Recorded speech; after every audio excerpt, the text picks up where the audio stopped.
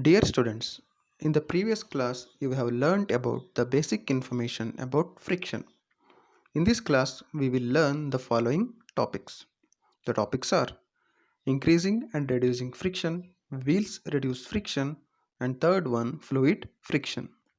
Dear students, let's learn one by one. In this picture we can see a shoe and a wheel. Have you ever thought why the sole of your shoe is grooved? Because it is done to provide the shoes better grip on the floor. Similarly, the treaded tires of cars or trucks provide better grip with the ground.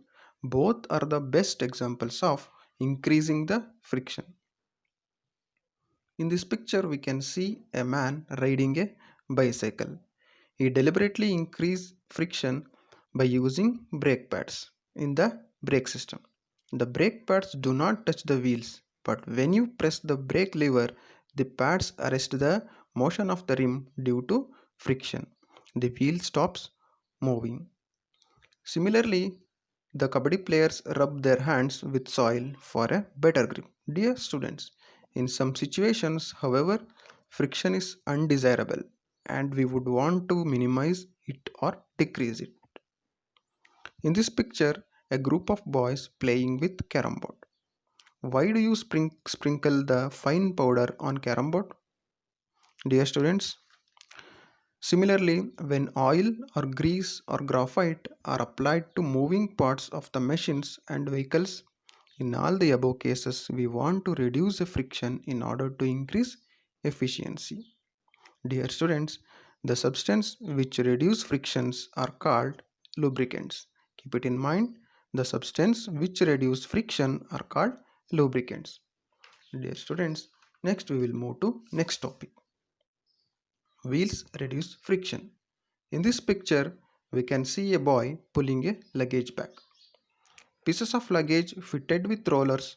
Even a child can pull such pieces of luggage. It is always easier to roll than a slide a body over another.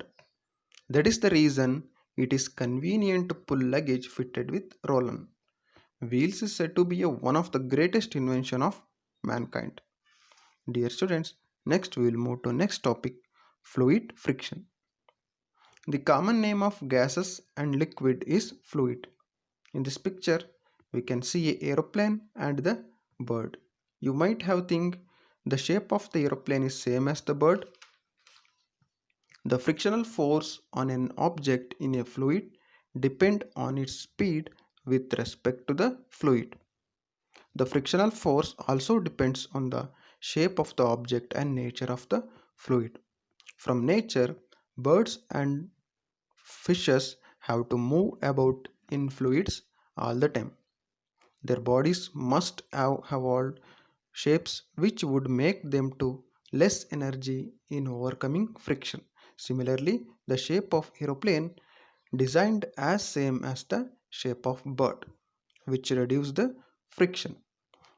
Students, keep it in mind another one topic. The frictional force exerted by fluids is called drag.